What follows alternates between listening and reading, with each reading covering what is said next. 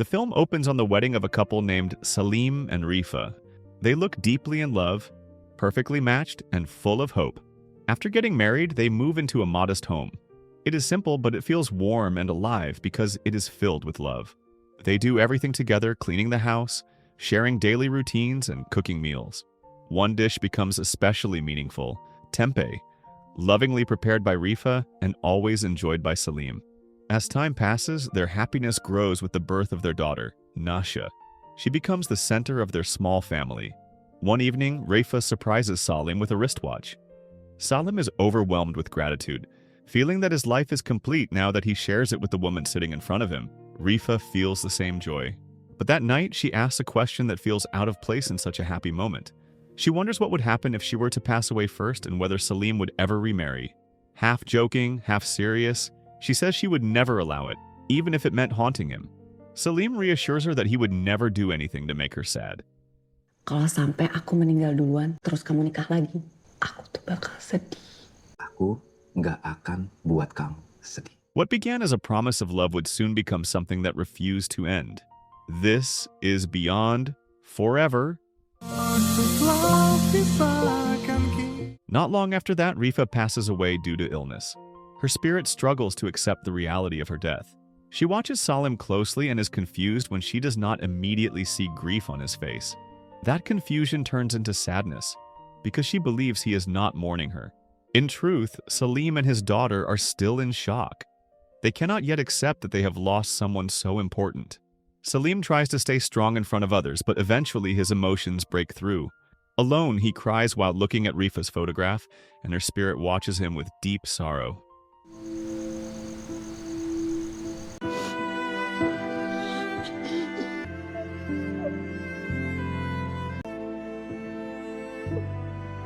Nasha feels the loss just as strongly.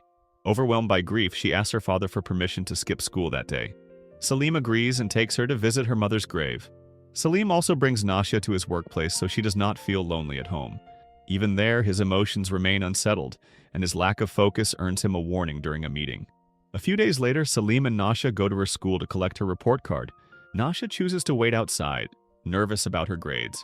While waiting, she sees a friend greeting both parents, and the sight immediately brings back her longing for her own mother. Before her tears can dry, a male classmate approaches and innocently asks about her mother. Unable to handle it, Nasha walks away, crushed by sadness. Inside the classroom, Nasha's teacher praises her improvement and academic progress. Salim feels proud and relieved to hear this. After collecting the report card, he steps outside, only to realize Nasha is nowhere to be seen. He searches the school and eventually finds her alone in the auditorium. She is there, quietly releasing her grief. Salim comforts her, telling her that her results are excellent and that her late mother would be very proud of her. As Salim prepares to go to sleep, his thoughts drift back to the beautiful days when his wife was still alive. She was the one who gave him purpose, who pushed him to live with passion, and guided him to be more disciplined in his faith. Those memories stayed deeply rooted in his heart, giving him the strength to keep moving forward each day. Without him realizing it, 14 years have passed since she left.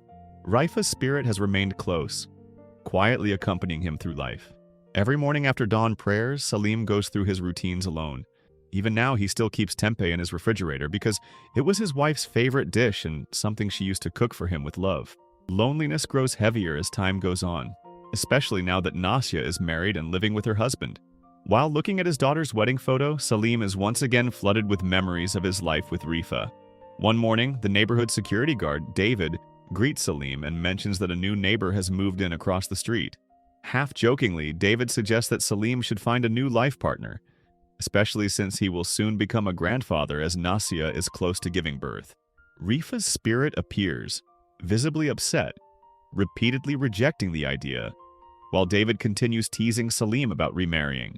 Pak Salim, nikah lagi. Enak aja. Gak ada ya, oma muda. That same day, Salim goes to the hospital for a medical checkup. It is revealed that he has been living with heart disease. The doctor explains that his condition is weakening and encourages him to tell Nasha so she will not be caught off guard. Salim refuses, saying he does not want to burden his daughter, especially since she is heavily pregnant. The doctor also suggests that Salim find a companion so he will not feel lonely. Salim disagrees, explaining that he never feels alone because his wife still feels close to him. He admits that he has always struggled to open his heart, and that Rifa is the only woman who ever truly touched it. Standing beside him, Rifa's spirit listens, deeply moved by his words. Unexpectedly, Salim runs into Nasya and her husband at the hospital, as they are there for a checkup as well. Nasya asks about her father's heart condition, but Salim lies and says everything is fine. He quickly changes the subject, asking about the health of his unborn grandchild. After Salim leaves, Nasya admits to her husband that she is worried about her father, who continues to live alone. Later, inside the car, Rifa's spirit feels warmth watching the harmony between Nasya and her husband. It reminds her of the early days of her own marriage. The moment ends with Salim and Rifa quietly sharing a song together as their favorite music plays on the radio. Salim later visits his wife's grave and tells her that Nasya will soon give birth. Not long after, Rifa's spirit appears and insists that her husband does not need to remarry. After leaving his wife's grave, Salim comes across a beautiful woman named Mila, who is struggling to change a flat tire. She introduces herself as the new neighbor who has just moved in across the street. Salim reacts coldly at first, pointing out that her car is blocking the road. Mila explains that her tire is flat and that her jack is broken, making it impossible for her to fix it on her own. She asks to borrow Salim's jack and promises to return it the next day. The following morning, Mila stops by to return the jack. She also brings food she cooked herself as a gesture of gratitude. At that moment, Rifa's spirit appears, watching closely and feeling a sharp sense of jealousy over Mila's kindness. At work, Salim is called in to meet the company's new leader, the owner's son. He explains that the company is adjusting to modern times and plans to implement more efficient systems and technology. Salim briefly fears that he is about to be fired. Instead, he is informed that he is being transferred to a newly formed department. The news still weighs heavily on him. After 20 years of service, he knows that this department is often where older employees are quietly placed. This moment brings back memories of a time when he was fired from a previous job, back when his wife was still alive. Even then, despite his stress and despair, Rifa had always been there to calm his fears and reassure him that she would stay by his side no matter what happened. Now, Salim often finds himself talking to no one, pouring out his frustrations and imagining that his wife is still there listening. These moments leave him feeling fragile and overwhelmed by sadness. Rifa's spirit remains beside him, trying to comfort him, even though he cannot see or hear her. One morning, Salim wakes up and goes about his household chores. When he opens the refrigerator, he notices the food Mila brought earlier and decides to taste it. Almost immediately, Rifa's spirit appears, reacting with visible jealousy. Not long after, Nasya arrives, upset that her father never told her about his heart condition. She had learned the truth after running into his cardiologist while visiting the hospital for a checkup related to her pregnancy. Overcome with emotion, Nasya confronts her father for being selfish and keeping such an important matter from her. Her frustration extends to his lifestyle, especially his choice to continue living alone. She deeply respects his loyalty and love for her late mother, who passed away 14 years ago.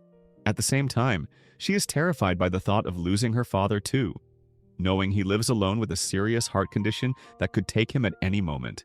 She admits that she still needs her father and cannot bear the idea of losing another parent. One day, Salim visits an orphanage carrying all of his late wife's clothes.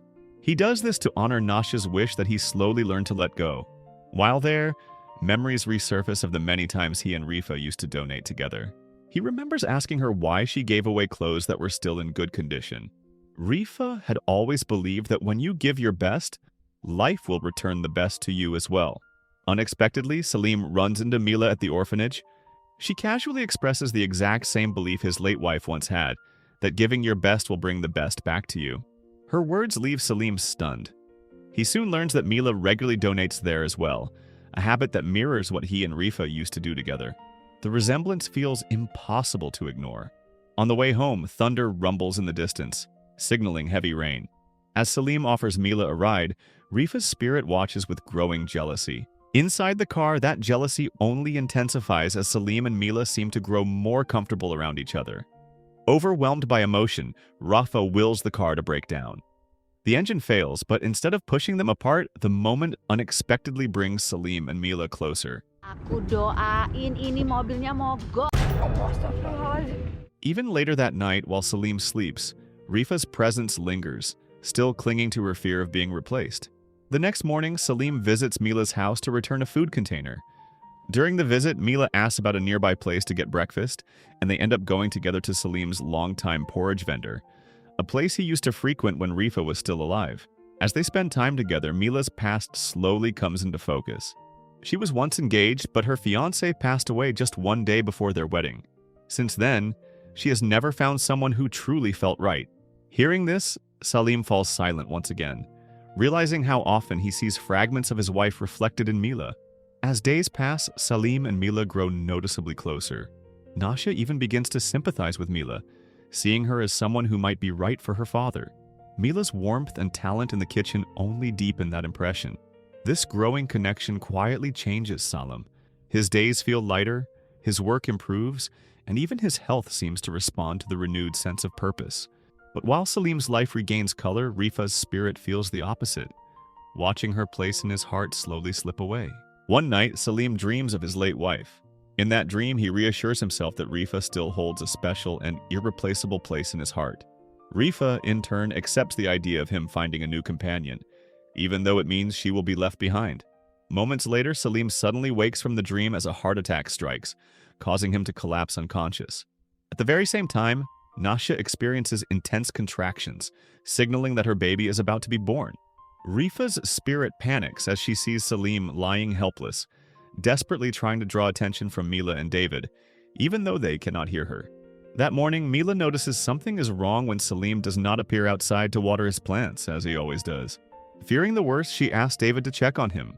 When they force the door open, they find Salim unconscious on the floor. Without hesitation, he is rushed to the hospital for emergency treatment.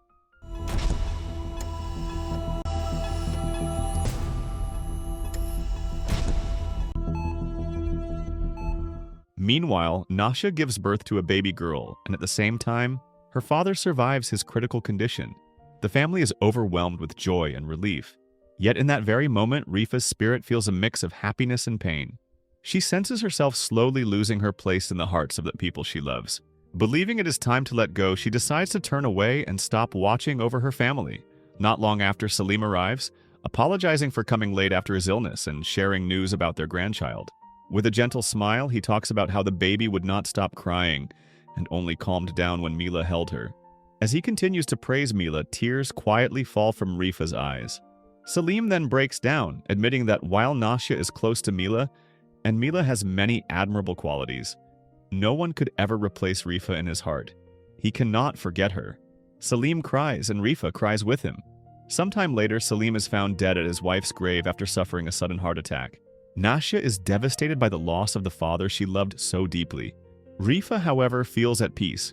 In her heart, she believes her husband kept his promise to remain with her, in life and beyond, and with that, the story comes to an end. So, the moral of the story is never make dramatic lifetime promises, because even ghosts, flat tires, and tempeh will hold you to it.